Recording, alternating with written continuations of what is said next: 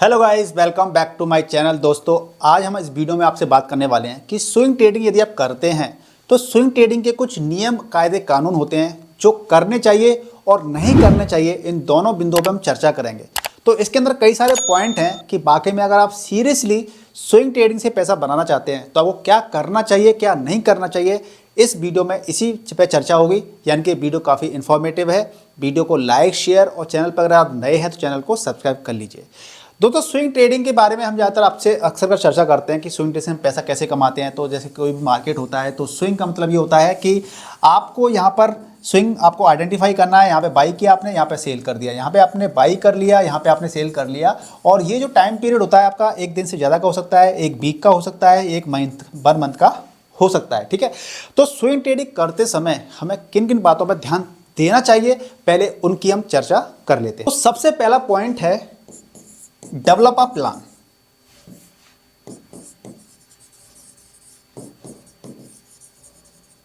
सबसे पहला क्या है? Develop a plan.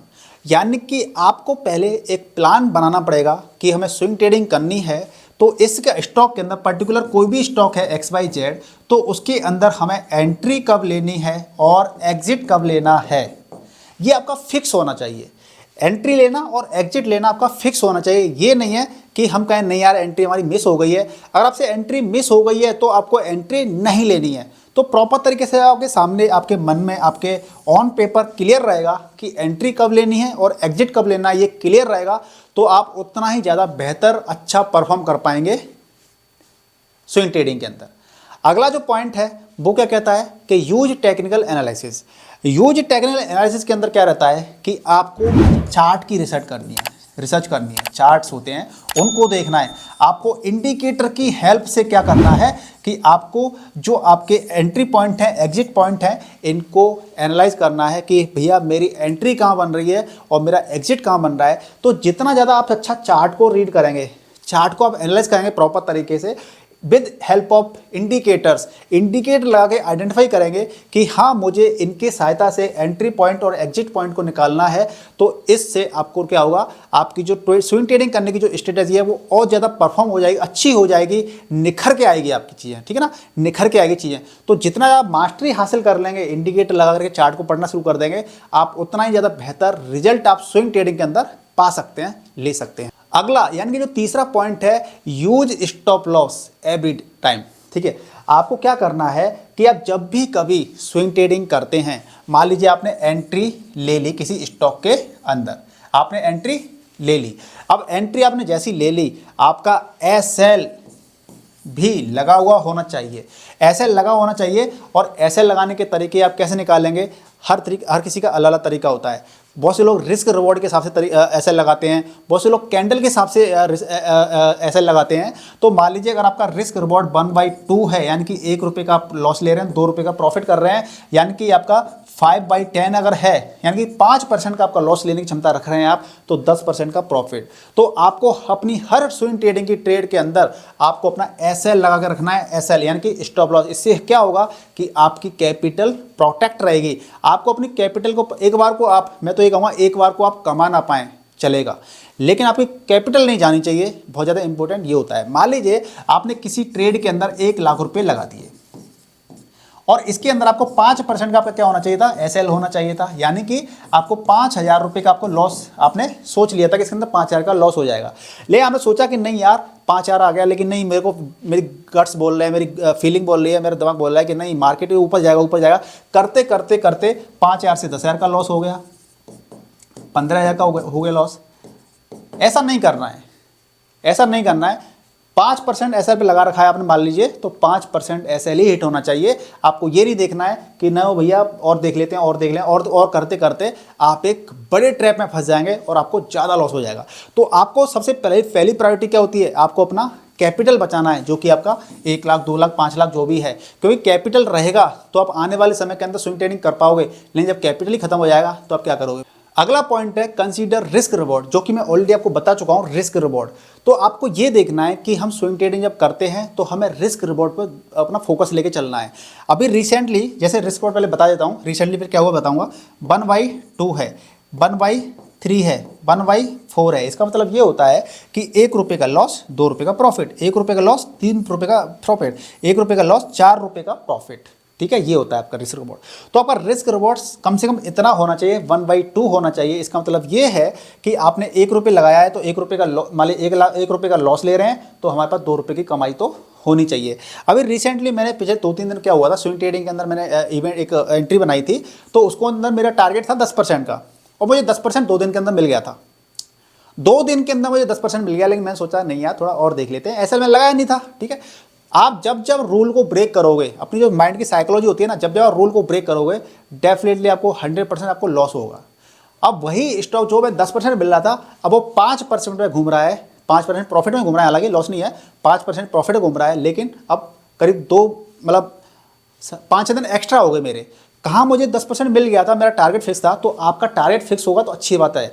आपका अगर 1/2 है लेके निकल जाइए। अगर आप चाहते हैं कि नहीं मुझे और प्रॉफिट कमाना है इसी स्टॉक के अंदर, मुझे इसके अंदर और मोमेंटम देखने को मिल रहा है, तो आप क्या कर सकते हैं, आप ट्रेलिंग एसएल का इस्तेमाल कर सकते हैं कि चलो ठीक है भैया, हमें 1-2 को मिल गया है, हम 2 पर क्या कर सकते हैं, हम अपना एसएल लगा देते हैं, एसएल को शिफ्ट कर देते हैं, और अगर इस पर हिट हो गया एसएल तो ठीक है एग्जिट हो जाएंगे, नहीं तो 1/3 या 1/4 भी हो जाएगा तो हम ले लेंगे। तो आपको कम से कम ये करना चाहिए, लेकिन ऐसा नहीं करना चाहिए कि आपने क्या किया, एसएल लगाया नहीं है, आपको 1/2 मिल रहा था लेकिन फिर से नीचे आ गया और हम उसके स्टॉक के अंदर फंस गए। ठीक है ना, ऐसा हमें नहीं करना है, इसे अवॉइड करना है। अगला जो पॉइंट है वो है हमेशा मार्केट को देखते रहना है, मॉनिटर ट्रेंड्स। हमारे मार्केट का ट्रेंड क्या है। मान लीजिए आपने किसी स्टॉक के अंदर, कोई भी स्टॉक है, एबीसी स्टॉक है, और आपने इसके अंदर पैसा लगा दिया है, तो मार्केट में ट्रेंड क्या चल रहा है आपको ये भी ध्यान रखना चाहिए। ट्रेंड क्या चल रहा है वो ध्यान रखना चाहिए, क्योंकि इस मार्केट ट्रेंड का, मान लीजिए मार्केट क्या होता है, कभी बुलिश होता है, कभी बेयरिश होता है। तो भैया अगर मान लीजिए मार्केट बेयरिश है, तो बहुत सारे ऐसे स्टॉक होते हैं कि अगर मार्केट बेयरिश है तो इस बेयरिश मार्केट का ना इस स्टॉक पे इफेक्ट पड़ेगा ही पड़ेगा। अगर मार्केट बुलिश है तो चांसेस ज़्यादा हैं कि इस स्टॉक पे बुलिश का मार्केट में इफेक्ट पड़ेगा ही पड़ेगा। तो आप ये देखते रहिए कि अगर आपने स्विंग ट्रेडिंग ले रखी है और जिन जिन स्टॉक के अंदर आपने स्विंग ट्रेडिंग के लिए पैसा लगा रखा है, तो उनके आपके माइंड के अंदर लिस्ट होनी चाहिए कि ABC1, ABC2 जो भी स्टॉक हैं और जिनके अंदर ही आपने पैसा लगाया है, आप उनको मॉनिटर करते रहिए कि मार्केट का जो ट्रेंड चल रहा है वो हमारे स्टॉक में ली गई एंट्री के अगेंस्ट चल रहा है क्या। तो आपको उस समय पर ज़्यादा सतर्क हो जाना चाहिए, कहीं ऐसा ना हो कि मार्केट बेयरिश के अंदर आपका इनमें लॉस करवा दे।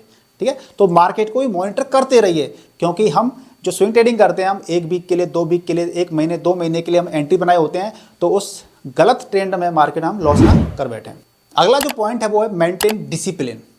दोस्तों स्विंग ट्रेडिंग के अंदर आप ट्रेडिंग करते हैं तो आपको डिसिप्लिन को फॉलो करना चाहिए।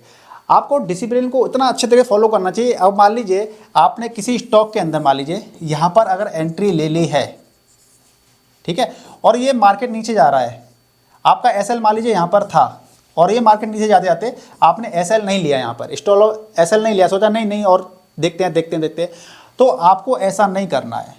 अगर आप डिसिप्लिन नहीं रखोगे तो 100% आपको लॉस ही लॉस होंगे, और आप डिसिप्लिन के साथ चलोगे तो आपको, देखिए अगर आपने मान लीजिए यहाँ पे लॉस ले लिया, ठीक है, लॉस ले लिया कोई दिक्कत नहीं, फिर आप अगला कोई स्टॉक सर्च करोगे, अगले स्टॉक के अंदर फिर आप एंट्री बनाओगे यहाँ पर, और फिर आपको वहाँ पे हो सकता है 20% मिल जाएगा आपको परसेंट प्रॉफिट। तो हमेशा डिसिप्लिन को फॉलो करना है। और अगला आखिरी जो पॉइंट है वो ये है, जो हमें करना चाहिए स्विंग ट्रेडिंग के अंदर, कि हमें जो भी ट्रेड ले रहे हैं, हम क्या करते हैं, मोस्टली चीज़ों को भूल जाते हैं कि हमने जो ट्रेड लिया है आखिर इसने एग्जीक्यूट कैसे किया। तो हमें जो भी ट्रेड लिए हैं उसके प्लस पॉइंट और नेगेटिव पॉइंट हमें एक कॉपी के अंदर लिखने चाहिए, और इवेल्युएट करना चाहिए कि हमने ये ट्रेड लिया था तो हमने क्या सोच के लिया था, क्या नहीं करना चाहिए था, इसके अंदर क्या करना चाहिए था। इससे क्या होगा कि आपकी माइंड की जो साइकोलॉजी होती है ना, वो और ज़्यादा डेवलप होगी, और ज़्यादा स्किल इंप्रूवमेंट होगा, और ज़्यादा निखर के आएगी। इससे क्या होगा कि आप और बेहतर तरीके से आप स्विंग ट्रेडिंग करना स्टार्ट कर देंगे, आपके रिस्क कम होते चले जाएंगे, आपके प्रॉफिट बढ़ते चले जाएंगे। तो इसलिए आपको हर ट्रेड को क्या करना है, आपको एवेल्युएशन करना है। अब हम बात कर लेते हैं स्विंग ट्रेडिंग के अंदर कि हमें जो चीज़ें नहीं करनी है वो क्या क्या नहीं करना है, उनकी हम बातें कर लेते हैं एक एक करके। तो सबसे पहला है अवॉइड इम्पल्स, यानी कि हमें कभी भी स्विंग ट्रेडिंग करनी है तो भावनाओं में बह करके या इमोशंस में आकर के हमें स्विंग ट्रेडिंग नहीं करनी है। आपको कई सारे स्टॉक ऐसे दिख जाते हैं और ऐसी हवा बन जाती है मार्केट के अंदर कि हाँ यार इसके अंदर ट्रेड करना चाहिए, इसके अंदर पैसा ही पैसा बनेगा। ठीक है ना।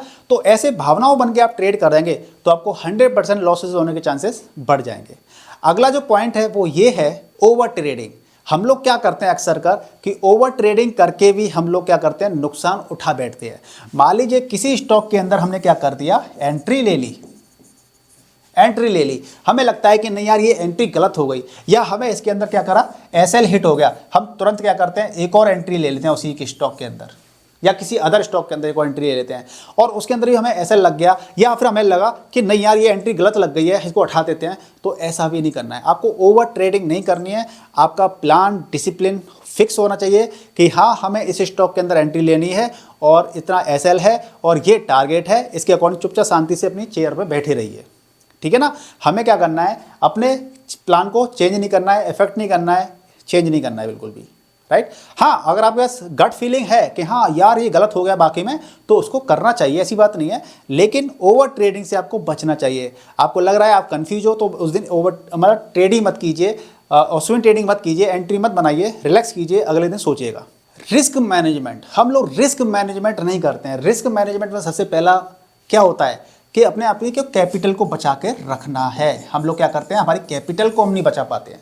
हमने मान लीजिए कैपिटल हमारे पास अगर 1 लाख है, 5 लाख है, जो भी है, हमने जो पूरा पैसा मात्र एक ही स्टॉक के अंदर लगा दिया, क्या, वन स्टॉक के अंदर लगा दिया, और सारा पैसा हमने एक ही स्टॉक के अंदर लगा दिया, तो क्या होगा, आप उसमें फंस भी सकते हैं, आपको लॉस भी हो सकता है। तो हमें क्या करना है, अपने कैपिटल को प्रोटेक्ट करना है। और ये कैसे होगा, आपको प्रॉपर तरीके से अपने जो भी मैंने पॉइंट बताए हैं उन पे आप फॉलो करेंगे कि क्या करना चाहिए क्या नहीं करना चाहिए, तो आप अपनी कैपिटल को बचा पाएंगे। तो सबसे पहला टारगेट आपका क्या होना चाहिए, कैपिटल को बचा के रखना है, क्योंकि कैपिटल खत्म हो जाएगी तो आप स्विंग ट्रेडिंग करने लायक भी नहीं रहेंगे। जो कैपिटल नहीं है कैसे करोगे स्विंग ट्रेडिंग, ठीक है ना। तो ये ध्यान रखना है। अगला पॉइंट ये है कि हम लोग लर्निंग करने के लिए और एवेल्यूशन करने के लिए हम लोग टाइम नहीं देते हैं। हम लोग क्या चाहते हैं कि क्विक मनी बने, पैसा बने, कोई भी बता दे, चाहे मैं बता दूं, कोई भी बता दे कि भैया स्टॉक बता दो, कहाँ पे एंट्री लेनी है, कहाँ पे एग्जिट करना है, बस हमें ये बता दीजिए, बाकी हमें कुछ किसी चीज़ से मतलब नहीं है। अगर आप ऐसी चीज़ें सोचोगे ना, तो आपको कोई भी ना हमेशा पैसा कमा के नहीं दे सकता है। आपको कभी कोई ऐसा भी फंसा देगा कि आपका करोड़ों लाखों रुपए करोड़ों का नुकसान भी हो जाएगा। तो आप खुद से चीज़ों को सीखिए, टाइम दीजिए कि हम कोई पर्टिकुलर ट्रेड ले रहे हैं तो उसके अंदर ट्रेड हमें कब लेनी है, कैसे लेनी है, क्या है क्या नहीं है, सारी चीज़ें खुद से सीखना स्टार्ट कर दीजिए। किसी के ऊपर डिपेंड ज़्यादा मत रहिए, क्योंकि हम लर्निंग पे ज़्यादा ध्यान नहीं देते हैं। मैं तो ये कहता हूँ कि आप लर्निंग पे जितना ज़्यादा ध्यान देंगे, आप उतने ही ज़्यादा पैसा मार्केट से कमाना स्टार्ट कर दें। अगला है दोस्तों, अवॉइड हाइप। जो हाइप मार्केट बन जाती है ना कि भैया ये वाला स्टॉक है, इसके अंदर ब्रेकआउट आ चुका है या आने वाला है, इसके अंदर पैसा लगा दीजिए। मार्केट में एक यूट्यूबर, 2 यूट्यूबर या और सारे यूट्यूबर बोल रहे हैं, या फिर मार्केट में कुछ आपके मित्र बोल रहे हैं, मान लीजिए कि हाँ इसके अंदर स्टॉक में मार्केट में वो आने वाला है। हमने उस स्टॉक की ऐड वगैरह देख ली है, चाहे वो फेसबुक पे हो, यूट्यूब पे हो, कहीं पर भी ऐड देख ली है कि हाँ इस स्टॉक के बारे में, मतलब किसी पर्टिकुलर स्टॉक के अंदर एक हाइप बना दी जाती है कि हाँ अब यही स्टॉक है जो उड़ने वाला है। तो हमें ऐसी न्यूज़ पे और ज़्यादा सतर्क हो जाना चाहिए, क्योंकि वो एक बहुत बड़ा ट्रैप भी हो सकता है। तो हमेशा अवॉइड करना है हमें, ऐसी हाइप होती है उनको अवॉइड करना है। एक बार को हम पैसा कम कमा लेंगे, लेकिन हमें अपना लॉस को कवर करके चलना है, लॉस हमें ज़्यादा नहीं लेना है। क्योंकि एक हाइप होगी ना, आप सोचेंगे यार जितनी बड़ी हाइप होगी, आप अपनी कैपिटल उतनी ज़्यादा उसके अंदर लगा देंगे, और आपकी कैपिटल अगर डूब गई तो आप स्विंग ट्रेडिंग करने लायक नहीं रहोगे। तो इसलिए हमेशा हाइप से दूर रहिए। हो सकता है कि वो हाइप आपकी बहुत अच्छा पैसा कमा के दे देती, लेकिन अगर नहीं कमा के देती तो क्या होता, ठीक है ना। कम कमा लेंगे लेकिन अपनी कैपिटल पे आंच नहीं आने देंगे। इस हिसाब से आप स्विंग ट्रेडिंग करेंगे तो आपको कोई भी फेल नहीं कर सकता स्विंग ट्रेडिंग के अंदर, और आप एक सक्सेसफुल स्विंग ट्रेडर बन जाएंगे। तो दोस्तों मुझे उम्मीद है कि आप इसको वीडियो के में जो भी चीज़ें बताई हैं, आपको डू एंड डोंट्स वाली चीज़ें बताई हैं, अगर आपको इनको फॉलो करते हो तो प्रॉपर तरीके से आप मार्केट से पैसा बना पाओगे, एक अच्छे खासा पैसा बना पाओगे। फ्यूचर में अपनी स्किल को इम्प्रूव करना है, अपने ऊपर वर्क कीजिए, आप एक अच्छे स्विंग ट्रेडर बन जाओगे। मुझे उम्मीद है कि आपको वीडियो से काफ़ी सीखने को मिला होगा। अगर आपको वाकई में सीखने को मिला है तो आप प्लीज़ वीडियो को लाइक कीजिए, शेयर कर दीजिए, और इन पॉइंट्स के अलावा भी आपके मन के अंदर कोई और पॉइंट है जो आप जानते हैं तो वो आप मेरे साथ या बाकी ऑडियंस के साथ शेयर कर सकते हैं कमेंट करके। वीडियो को लाइक शेयर, चैनल को सब्सक्राइब जरूर कीजिएगा। जय हिंद।